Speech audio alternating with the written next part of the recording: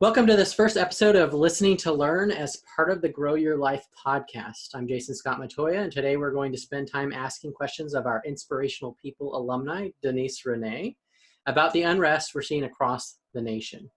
The intersection of the complex world we live in with the coronavirus crisis has surfaced numerous individual and systemic issues that Americans have failed to deal with fully, despite the suffering that neglect and aggression has caused to much of the Black community. With recent horrific events, including the killing of George Floyd by an officer using excessive force on a Black man pleading for his life, American cities have seen an uprising of protests across the nation, with many of them turning violent. Now is the time for us to listen and to learn as we seek out effective solutions to solve these complex problems. In this discussion, we'll dive into the topic of racial reconciliation and what we can learn and apply from the historic events that are unfolding around the country, and unveiling the things we've seen, the things that may have been bubbling under the surface, but that we've ignored in the meantime. So, Denise, thank you for joining me today.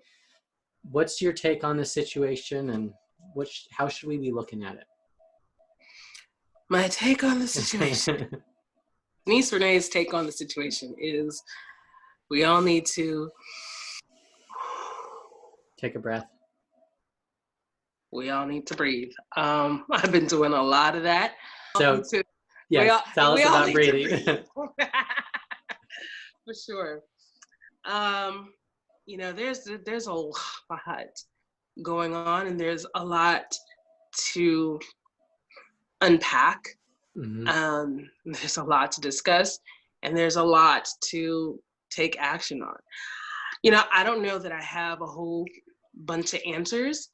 Before I say anything, I want to say that I speak for all Black people as much as you speak for all white people. Mm-hmm. We're not all the same. Everyone's different. Is that what you mean? Exactly. And my perspective, I have a very interesting perspective because my family is from the Caribbean. Okay. And I'm first generation American in my family. So you're an immigrant as well. Yeah. Well, yeah, technically I'm not an immigrant, but my mom and my aunts, they're immigrants. Yeah. And so the immigrant experience in America, no matter where you're coming from, mm-hmm. The immigrant experience is one whole other situation. To my family's chagrin, very early on, I've always identified as American. Yeah. Because I feel like I am, even though my household was very distinctly Caribbean, a lot of those values and those viewpoints. And interestingly enough, something that we don't always talk about, or I'll say we, in terms of Black and brown people, we don't talk too much, and we don't like to talk in front of white people about our own internal stuff, right? So for me growing up, it was like, you are Caribbean, you've got that Caribbean pride. You're not like those Black Americans, right? So that's like a whole other thing. Yeah, it's even more complex, yeah. Yeah, there's a whole thing between, whether you're from the Caribbean, you're American, and then us who are on this side of the Atlantic versus those who are on the other side of the Atlantic, who never left Africa. There's a lot, and that's why I said what I said at the beginning. I'm not, I cannot speak for all Black people. Yeah. I can talk to my experience. I can talk to, how I feel as a Black woman living in Atlanta, as someone who came from New York City. And I even think that my upbringing was very unique. When you grow up in New York City, you have a very different experience than people in other parts of the country. New York City, whether you love it or hate it, it's one of those places where you're either going to love it or you're going to hate it. Yeah. I happen to love New York City. I don't see myself living there simply for the economics of it all. Yeah. But, because I've been down here now for like 10, 11 years. But I literally grew up around just about any ethnicity you could think of. And like European immigrants. I remember one girl in my, in grade school, and I went to a Catholic school, she was from Hungary. And we would always tease her, Anna, are you hungry? Anna, are you hungry? That's a mean tease for a kid. Yeah. But, so Eastern European, Italian, other immigrants, Asians, and then especially when I went to a specialized high school in Manhattan, called Manhattan Center for Science and Math. And I was kind of in the nerdy group because almost all of my classes were honors classes, except for the math classes. And so, you know, highly Asian, especially in a math and science school, Asian, Indian, Black, Latino, and white. And so I have that. I never really thought about and looked at race until I went to college. And how this Black girl from the Bronx gets to go to a school, you know, a school in Lewiston, Maine, don't ask me, but I got there. And that was really my first encounter with how people think of me as a Black person. And I went, okay, yes, get out your calculators. I'm about to tell you my age. I graduated high school in 91. So, you know, I graduated Bates in 95. So this is the early 90s. And I'm like, oh, okay. So this is how people really think about Black people. Was it stereotypes or was it prejudice or was it racism or what? When you say that, what do you mean? I got a or variety. Got a variety. You know, I got some people who looked at me as a human being. It was like, hey, you're cool, whatever, we're friends, whatever, blah, blah, blah. Yeah. Cool. Boom. No problem with that. I would have people who would, I think sometimes it's in the asking of the question. I remember one time, like in my freshman year, you know, people always want to know where you're from. There's some people, when I said I'm from the Bronx, they would literally recoil because their image of the Black people from the Bronx is we're all carrying guns. We're all drug dealers. You know, this is after the late 80s crack epidemic and all of that stuff, very violent. So they're just assuming that I'm just packing an Uzi in my backpack. And that's just how they treated me. And I'm like, would I really be here if I'm some drug dealer from the street packing Uzis up in Lewiston, Maine? Like, really? Yeah. So very simple. They had just a very simplistic way of looking at it. Oh, but then dealing with being out in the town, or actually even before I got there, oh my gosh. I visited the summer before with my mom and my dad, and we went to, like, was it Denises or something? I don't know. It was just a regular restaurant. Nobody would serve us for 45 minutes. Wow. People would come in afterwards and they were getting served. And I was like, let's go. And my father was mad. He was like, no, they're going to, I'm like, we are not eating in this restaurant today. They're not going to serve us. Let's go. Yeah. When I finally got on campus and the campus was kind of situated, like the town is kind of like around the campus. So people would drive through the main streets there. I'm just walking across the street to, you know, get to my classes, and people are in their cars and they're like, I mean, they're next to like 180 degrees looking at me. You know, at that time, I had a very high afro. So it was just like, you know, this dark-skinned girl, big high, it was just like, they were just like. It was just very novel to them, just novel, right? Yeah. Because at the time, the Black population in Maine was about 2%. So I always like to joke that I doubled the Black population when I got there. When you got there. Yeah. So, you know, I would have people, just getting back to the question of, you know, what I experienced. So yeah, I would have people just make assumptions without trying to get to know me. And then, you know, I would go home sometimes and I would get extensions, braids. And there's always this obsession with Black women's hair. You still want to touch it. I guess hence why I have none. I cut my hair. But I mean, this is just what I'm rocking right now. Like, you know, I used to wear braids, and some people were just like, oh, can I touch it? Yeah. Okay, PSA. Is that a no? Don't stick your hands in the Black woman's hair. Just don't do that. If you're curious, ask questions first before you work yourself up to the big one. Yeah, like make sure you've got a good relationship with the person first. All right, don't do that. But I had one girl just like really be curious and ask like, wow, like a couple weeks ago, you know, your hair was much shorter, but now it's so long. Like, how did you do that? That was an honest and a genuine question, and I had no problems answering that.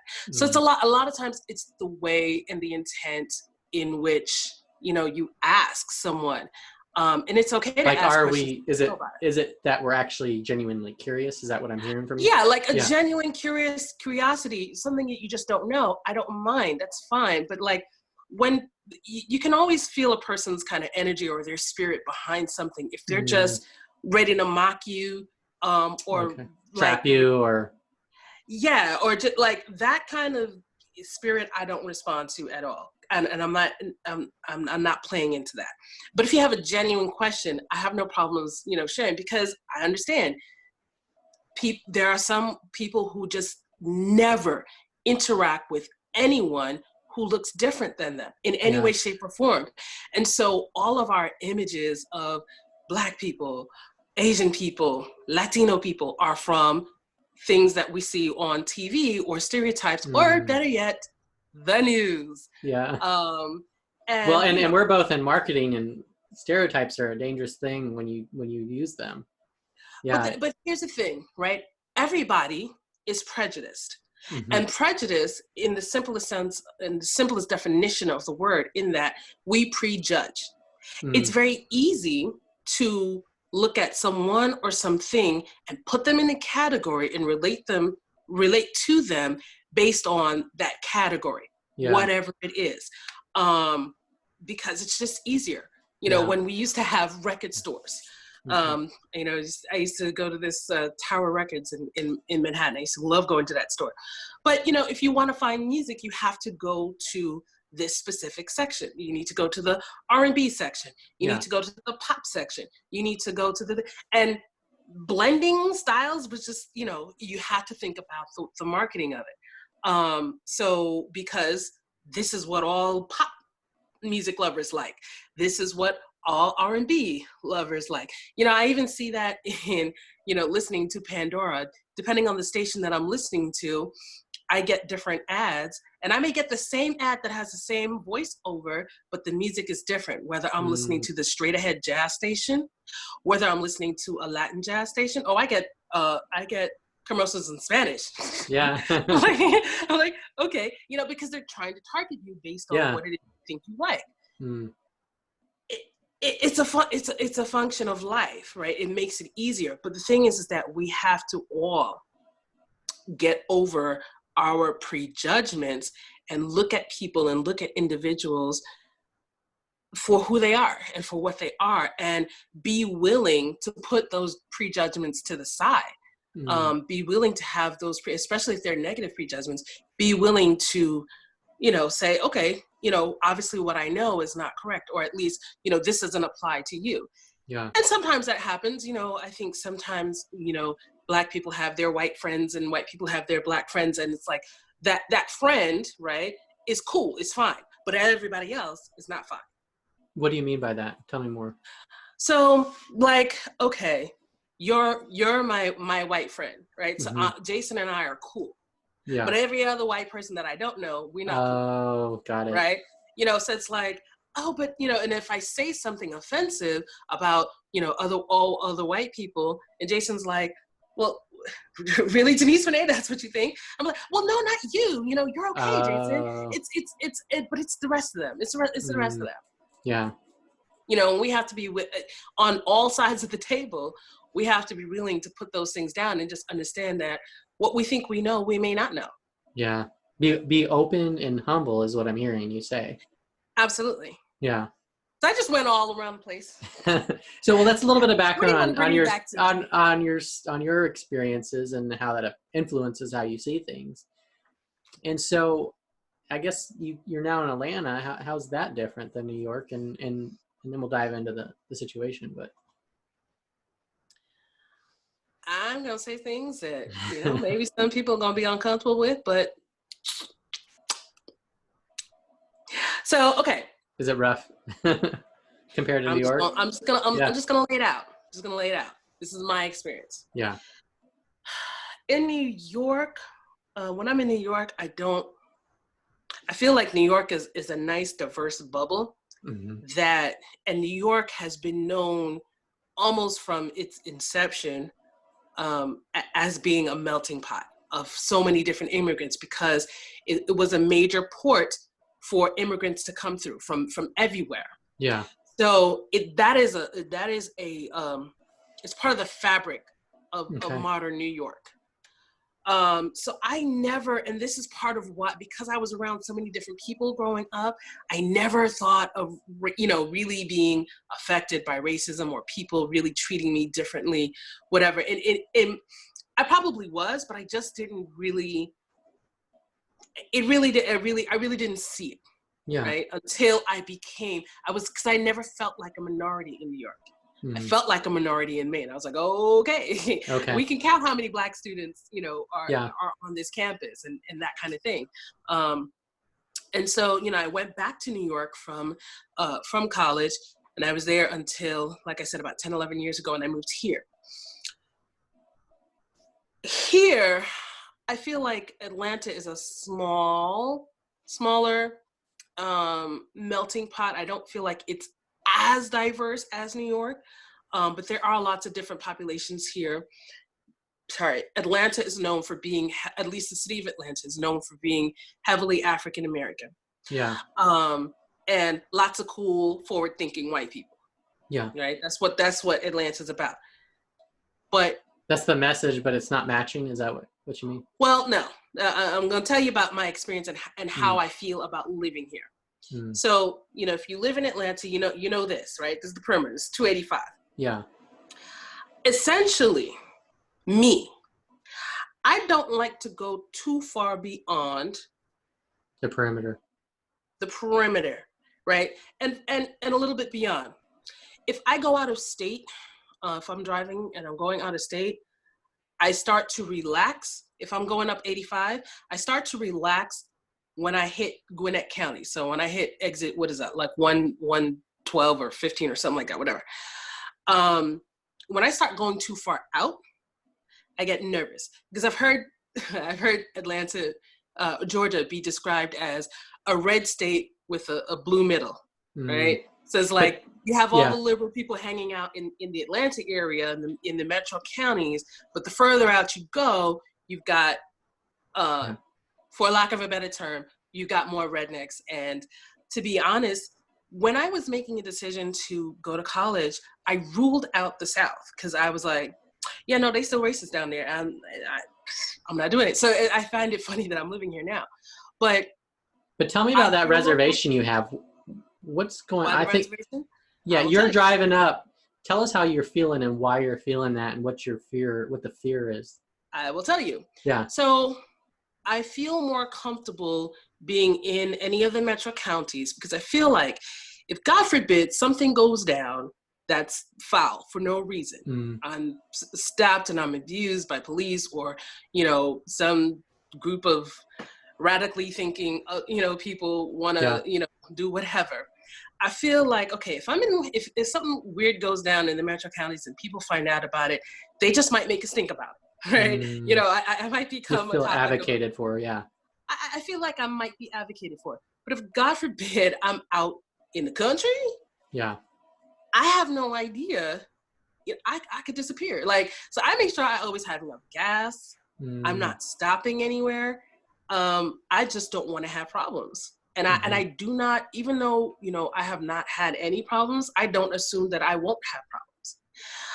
That I now, keep my hair cut low. I can be mistaken very easily. Sitting in a car, right, just going by, I can't, if you can't come up close and see that I have on makeup and earrings and all that. I can be mistaken for a male, right? And sometimes people come, from the back, they may assume initially that I'm a male, but then, they either see earrings and they see all the curves and they're like, oh, okay, that is instantly corrected. But I can be in a snap, be mistaken for male. So tell me about that. Because what is it about, there's a difference there that you're describing that I think would be helpful for us to understand what that is in terms of a male and a female, a Black female and Black man. Because historically, Black men in this country are more frequently stopped by cops in cars than Black females. I mean, really, the I can't remember the name of the girl that they this was a couple of months ago, but that they went to her house and they shot her in front of her son. That was in her house. Yeah. I did hear about an incident with a woman being pulled over and the kids were in the car, but 9 times out of 10, you hear about more, cop interactions with Black men from being stopped. So, it makes me very concerned. I have a little bit of concern for myself, but I have a 9-year-old son. Mm.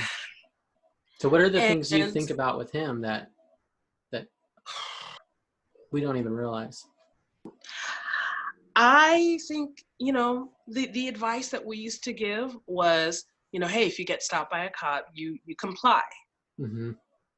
That advice that doesn't mean anything anymore. You can comply. This recent as we just example talked. is just says he complied and it wasn't enough. So I have no idea what to say to my child. Mm. I have no idea how to advise my son. Right now, I'm not one. My ex-husband and I we're separated. We're divorced. So we have separate homes, but we do, talk about how we're raising him, and we collaborate on that. And I texted the other day. I was like, we need to kind of have a family meeting about this. Now, both of us are not heavy news watchers. Yeah. So we don't have it like playing in either of our houses like that. Yeah. So, but he interacts with his cousins and things like that. And so, Mm-hmm. News does seep in. He's got his feelings about the whole coronavirus. And we haven't talked to him yet about this past incident, but it's like, this is too much. And we have to have a conversation, and we're gonna, figure out how we're gonna approach it and what we're gonna say, and have that conversation probably within a week. But as he gets older, it's just like, how do we, we've been very careful, I think, to help him focus on his own individuality as a human being, Mm-hmm. as a person, not as a Black person or a Black person in America or whatever, just as a person. Because I think that that's the way we should all be relating to each other, as human beings. Yeah. But we have a responsibility to prepare him that not everybody's going to look at you as a human being. Not everybody's going to interact with you as a human being. They're going to see color, they're going to see gender, and they're going to have prejudgments, and they're going to respond to you or react to you based on those things and based on what they think and based on whatever. Mm-hmm. And Things we you have can't to prepare control. for that. Yeah. Things we can't control, and how we have to prepare him to respond adequately to those things. Mm-hmm. And it's scary. Yeah. It's scary. Hmm.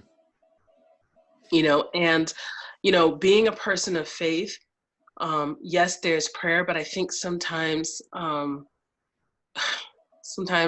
think my other Christian brothers and sisters, I'm like, Jesus is not going to take the wheel on everything. Okay, there's a responsibility we have. So I feel like we sometimes to find pray, and to fix things. yeah, like we think prayer is to get God to come off his throne and do for us. It's like, no, we have power, authority, and dominion on this earth. Prayer is for us to get in alignment with his will, figure out what he wants us to do, and we go do it. Yes, right? I agree with that. Yeah. I'm like, it's for us. And it may be hard and uncomfortable and inconvenient. But we created these problems. We got to fix them. Mm-hmm. What's the overall answer? I don't know. But, I shared today on my Motivational Monday video that, my 3 things that I'm committing to myself are, number 1, I'm not going to live in fear. I'm not going to fear walking outside of my house and going to the store and doing what I have to do. Number 2, my prayer is like, okay, God, what do I do? What can I do? Mm-hmm. I'm not, I don't have the podium or the platform of, a world leader or anything like that, or even, the leader of a great company. I have a small, independent writing firm. Yeah. But even through what I do, I can, just speak, share, do what I can do, be a human being to the person to the left and to my right of me, and keep spreading that message. And number 3, just keep doing what I do. Mm-hmm. In everything that I do, I feel like is ministry, it's service. So I need to just keep serving, not be fearful, and keep asking for guidance in everything that I do. Yeah. So how does your experience and that point of view, how do you see what's surfacing, what's this explosion that it's not out of nowhere. This has been there, and now it's come to the surface in a way that we can't ignore. So help us understand the way that you're looking at that through the lens that you've created over your life, Yeah. and how your faith informs that as well. Well, how my faith informs all of this is that the original and root cause of all things is being out of alignment with who God is, and God as, creator that set this whole world in motion. And we have a simple word for that. It's called sin. And sometimes people, I think the way that we've taught sin is like this, long list of rules of do's and don'ts. No, sin, if you look in the original, in the Greek, it's hamartia, just missing the mark. Anything that just kind of misses the mark of God's intent, that's sin. Yeah. And so our hearts have been out of alignment for forever, right? Since the beginning of time. And so we have a faith in Christ Jesus. We got this example of how to live, of how to treat people. I mean, Jesus was so countercultural. He, touched lepers who were societal outcasts. He spoke with women who were societal outcasts. I mean, hello, if that's not the greatest example of, touching people's needs where they are, that breaks down any type of, division that we may think we have. Yeah. We so often think that there's so much that divides us. It's like, no, there's so much more that unites us, and there are very few things that divide us. We all want the same things. We all want a safe place to live. We all want our families and our friends and loved ones to be safe. We all want to thrive. We all want love. We all want that security. We all want the same things. Yeah. We may disagree on how to get that and how to accomplish that, but it should not be, we all want the same things, right? Yeah. So that's how my faith informs that situation. What was the So what is it question? how do you explain what's happening? Yes. How should we be looking at it? Because I feel like it seems like it's very confusing. It's very chaotic. It's very difficult. And there's mixed messages and there's mixed actions. And so it's hard to even know what's going on and what's being said and how to even interpret that. Okay. And what to filter out and what not to, you know what I mean? So go on. Sorry. That's okay. All right. So let me see if I can be as succinct as possible. We have to understand that racism is not just feelings.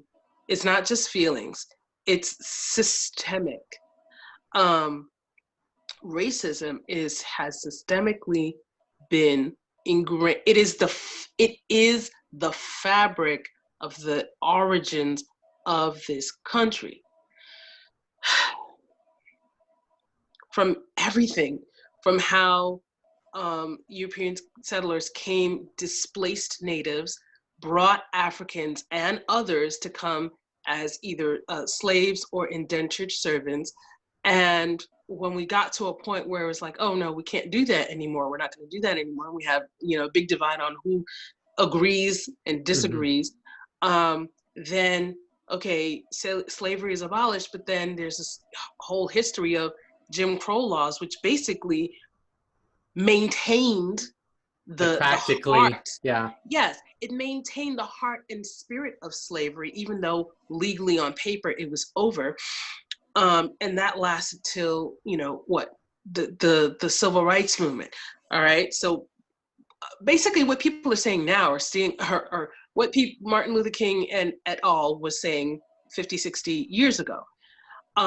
So although there has been progress legally on paper, we all the way up to having Barack Obama as president, that hasn't changed the hearts of people. Because look, why is racism still existing? Number one, because systems are still in place.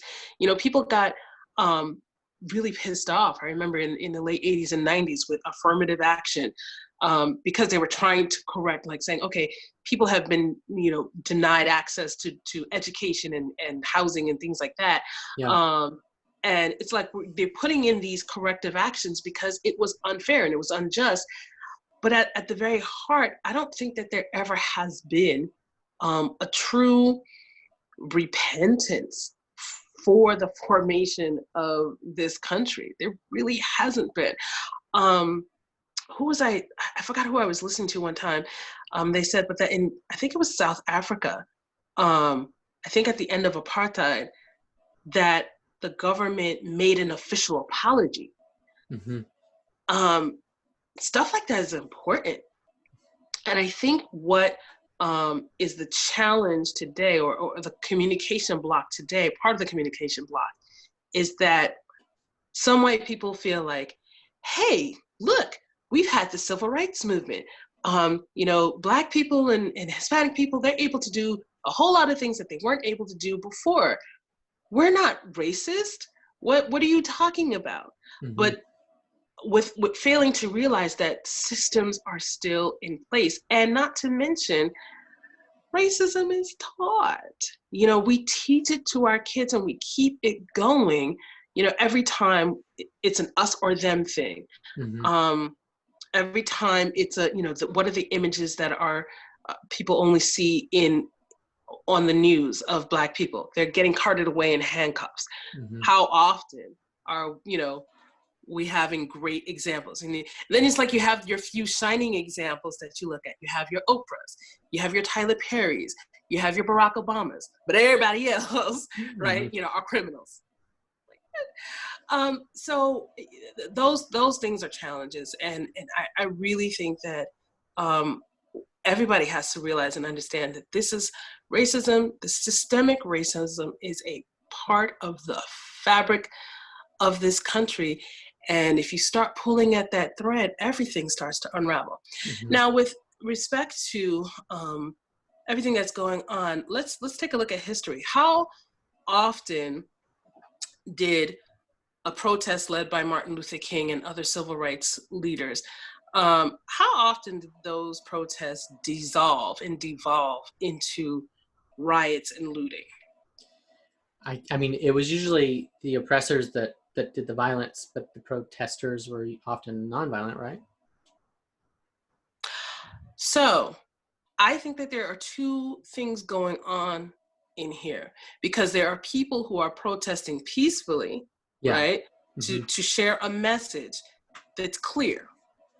And then there are other people who are getting into these crowds and causing dissension, to cause confusion, to cause fear, so that you think that, oh, these Black people, or the people who support what they're saying, they don't really want peace. They're violent. This perpetuates the images that have been perpetuated, right? It's diminishing the message. It's diminishing the message, and I think it's a whole other faction of people who have a different agenda.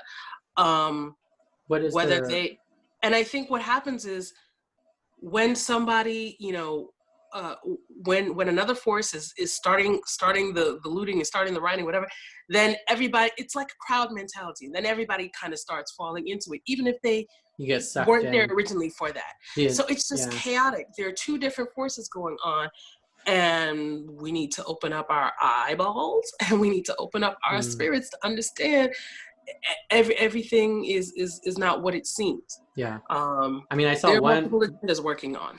Yeah. I mean, I saw one video with a gal protesting, and she was begging the people that were destroying the store to stop. The peaceful they were actually trying to stop them from doing it. And so how do we sort that out in terms of the bad actors, and is it a matter of essentially unifying with those well-intended protesters, like I've seen a lot of people do, that I've even seen police officers step in and protest with them and embrace them, and root out the destructive agents in this? What's going on there? Like I said, again, here's where my expertise ends. Yeah. But I think that the more that we do pay attention to the messages that are coming through clearly, that are coming through peacefully, we need to stand in support, because that message is important and we don't want it to get lost. We still do have issues that we need to confront. The looting, the rioting, the destroying property and businesses, that is chaos, right? That is chaos, and anything that we can do to either stop those people or, help with cleanup efforts or whatever, we should do. Beyond that, I don't know. And those who believe that there is power in prayer to push back forces should be in their prayer closets and push back forces from that perspective. Because honestly, I just believe they're just two different forces at work. And, as we believe, the kingdom of heaven suffers violence, and the violent take it by force. And sometimes, we sometimes you have to match violence with violence, but it doesn't necessarily mean gun for gun. Right? The weapons of our warfare are not carnal. Prayer and fasting. So, and it reminds me, I don't know if you're familiar with the story of it's called, it's a book about a story in a Black woman and a man who was in the KKK, and they were on like a city council. It's called Best of Enemies. And what's her name was in it? Taraji P. Henson was in it? There's a movie that just came out, I think, in the last year about it. I didn't get to see it, but I did see the previews of it. So what they ended up, starting out at odds, but then they kind of started to listen to each other, and they realized that they were on the same team, and it was the powers that be, and they ended up working together to fight the real power. And that's what I'm saying. We may have different approaches, but we all want the same thing. And if we would stop, look and listen to each other, we'll find out that there's so much more that unites us than divides us. So one thing that comes to my mind as a solution and as something that perhaps we've neglected is the idea of mentoring and serving and discipleship, as Christ called us to go and make disciples. I feel like that's how you reach people. That's how you reach a person, and you do that everyone does that, and you heal the community, you heal the person, you teach and you bring them up. And have we failed in that as a church?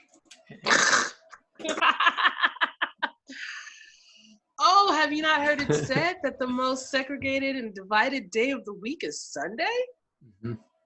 Look at churches in America, completely divided along the x-axis of race. No, I would say, what is this? This is the y-axis. Divided along the y-axis of economics and the x-axis of race. Which is how a lot of things happen in the United States. We used to go to Victory World Church here in Atlanta, and their mission from the beginning was diversity. And so they represented over 100 different countries, and it was just a really neat experience. And they would reference that quote often. And it's like, why is that? We're going to change that. And they made a solution to it. Part of that is this is something that I learned recently, and I need to dig into it more. But I forgot what I was researching or whatever. But I came across this information that there's a whole history to the rise of the Black church in America, which started in slavery, and that the preachers were basically put there in place to kind of keep the slaves kind of down. And so their message was influenced by the slave masters. They were kind of told what. I don't know if have you heard of the Slave Bible? No. It was a Bible that was created for the slaves, and they took out everything in the Bible that would make the slaves think they could be free. And so it's exactly what you're saying, And exactly. It seems, as a Christian, it seems so absurd that you would take the gospel and slice it up, because you want them to have the gospel, but you remove the meat of it. It's a really baffling kind of idea. Having a form of godliness and denying the Yeah. power thereof. Because it's coming from a perspective that I call it a having oh Jesus, my words are failing me. Having a very a mentality of lack, Scarcity. of feeling like, yes, scarcity, of feeling like there isn't enough for me and you. So there's only going to be enough for me. Whatever happens to you, happens to you. I've got to push you down. I've got to keep you away from access from things so that I can have, so that my family can be okay. And it's like, we don't understand that this earth is so full of abundance. There's more than enough for everybody. And but when we come from things from that perspective, it really digs into the root of the evilness that can be in man's heart. Yeah, it reminds me of two things. One is, when you say that, we're not trusting God to provide. We're taking things into our hands. And second, we're doing it at the cost of other people who are made in God's image. That's it. And for racism to work, it's like, you have to think that these people are not human. These are not people. Because then they're like us. And would I treat myself like this? Would I treat my wife like this? Would I treat my family like this? No, I wouldn't. Yeah. It's a way to harden our hearts so our conscience doesn't tell us to do the right thing. And we have to unharden our hearts. And I like what you were saying earlier about, just, and it coincides with what I was saying, like, if we take care of the person to the right and to the left of us, we'd have an amazing world, right? If we're looking out for the people in our community, if we, I think in the age of information and, big platforms and, your message being able to literally go around the world, I think that we sometimes feel like, I'm not effective unless I'm reaching thousands and thousands of people. But no, reaching one person is effective because you have no idea who that person is meant to influence. So, and as grateful as I am, and we should be, for the work that Billy Graham did in terms of the Crusades and people coming to know God through Christ, I always have felt like a lack of, what about all the discipleship of all those people that became Christians? And perhaps we need another wave like that, but instead of the Crusades of salvation, it's the Crusades of discipleship.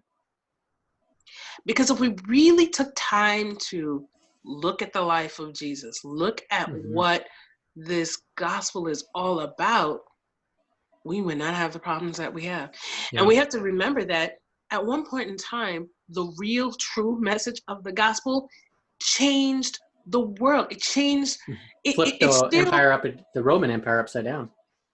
And a lot of the values are kind of like instilled, like, we think it's wrong to, kill children or things like that. Like, we want to give children dignity. Yeah. That's something that Jesus brought dignity to children. Jesus brought, but again, if we took the time to really understand what these principles are and really live them out on a day-to-day basis without prejudging, we'd be in heaven. Yeah, heaven on earth, right? Be heaven on earth. Yeah. And that's our goal and our job as believers, not to thump people over the head with a whole bunch of rules. There's a spirit to this thing. And if you live out the spirit, you don't have to worry about the rules. And I've really shifted my whole view of ministry.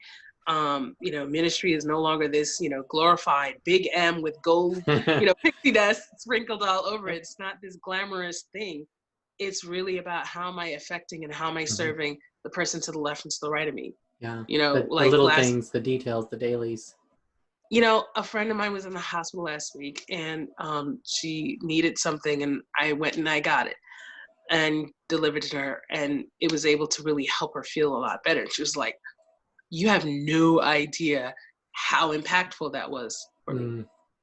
To me, that's ministry. Like, I wasn't looking for anything, but I was just like, you need help? Let me help. Yeah. Yeah. That's it. That's where's the problem, and how can I make a step in the direction of solving do that it? 10 times a day. Yeah. Do it all day long. But we get so caught up in what I'm doing, building my own little kingdom. I don't have time to help somebody else. I don't have time to help a neighbor. Yeah. Yeah. It's time. Inconvenient. And I think we all feel that. Oh, trust me. And that trip was inconvenient. I was coming from Covington. I was dropping my son off to his cousin's house. And I was coming from Covington, and she was up in Cherokee, honey. Cherokee. I was like, yeah, and I think that's why the idea of having an abundant mindset is so important, because we need to have margin. We need to have time and space for God to bring people our way, for us to share our life with others, and not be so full to the brim that we can't help the person that enters our life because we're too busy. But probably have things that aren't even all that important in the internal landscape. And busy trying to build a platform, busy trying to do the work of the Lord. Busy. Yeah. We can definitely justify it. I'm doing this for God, or for my wife, or for whatever. And there's a scripture, I forget, it's in the Old Testament. God says to the people of Israel, is this not the fast that I have called? Like, he was like, telling them, you're walking around on a fasting day, with your faces forlorn, and you got on sackcloth and ashes, and it looks good, right? Yeah. Your service looks good, but that's not what I called you to do. That's not what the fasting is for. It's to loose the bonds, to, do justly, to take care of people. That's what I want you to do. Take care of each other. Yeah. It's not about, looking all sanctimonious. Yeah. Don't look sanctimonious. Be sanctimonious. Yeah, that's like Christ said to I don't know who it was, but not to fast and pray publicly so you get all this accolades. Do it privately, because just do it. Why you're doing it. Exactly. Just open your heart. So, well, I thank you so much for sharing. We got a couple more minutes. So, what final words of insight, wisdom would you share with us as we close this conversation up? Open your heart. Last night, I go to Buckhead Church, and that's an interesting experience for me too. Yeah. And I've noticed in the last year, all the way up until quarantining started, that there's been an increase of more African Americans becoming a part of the church and being there all the time. Yeah. And I was like, okay. And I think that, this is not a show about, the church world. So that's a whole other conversation to, what's going on in the church world and what people are looking for and what they're missing and all that. But they did a broadcast last night. Clay Scroggins is the campus pastor. They did it on YouTube, and I was driving home. So I was listening to it. I wasn't watching YouTube. It was just there. Listen. Right. It's plugged in. But my YouTube was going in and out, so I didn't hear the whole thing, and I need to go back. Yeah. But sorry, they were having a conversation. He was having a conversation with a young man that I didn't catch his name. Just basically doing what we're doing, talking about this, like what's going on, what can we do? And one thing that I did hook on to was that they shared 3 L's that we could do. And I think Clay was more so talking to white people. Yeah. Because he was talking to a black man. It was listen, learn, and lament. And lament, meaning, he said, the when you break down the etymology of that, is really to empathize with people. And I think that message goes on both sides. To listen to each other, learn about what you don't know, and empathize. I would say this to Black people, minorities, brown people, whatever. whatever name we call on ourselves today, we need to check our hearts too. Mm-hmm. Because, and God started dealing with me about this like last year. I realized that despite the fact that I hate using these terms, but I'm gonna use it anyway. Now, despite the fact that I have white friends, right? Yeah. I still sometimes when things like this happen and I remember the roots of what this country is built on, it makes me angry. Not angry to the point where I'm, picking up rocks and stones and I'm ready to hurt someone. Now, unfortunately, some people are like that. They want to react. I'm not a very reactive person. Mm-hmm. And because of my spirituality, I really, have trained myself to kind of take time to think, and process before I act. But that anger is still there. Mm-hmm. And I have got to get that out of my heart because I don't need repressed anger in my body either, because that will eventually manifest itself as disease. Yeah. But I got to deal with that anger. Mm-hmm. No, it does not come out on somebody else, but how is it coming out? I need to really, and I like, there are some movies that I don't necessarily watch. I probably did not watch that movie because I was like, I don't know if I want to watch that. Because when I watch certain things, like I've never watched the movie Selma either, because I don't want to get angry. Yeah. I don't want to get angry. Yeah. I'm not afraid of hulking out on somebody, but still, it's just like, and so we as Black people, we've got listening, learning, and empathizing to do as well. So nobody is exempt. Yeah. Black people are not right. White people are not wrong. Everybody wrong. Yeah. We all have culpability. We all have a part to play in the problem, and we all have a part to play in the solution. Yeah. Mic drop. Well, thank you. That was awesome. I got chills. Thank you so much for sharing. No problem. All right. Talk to you later.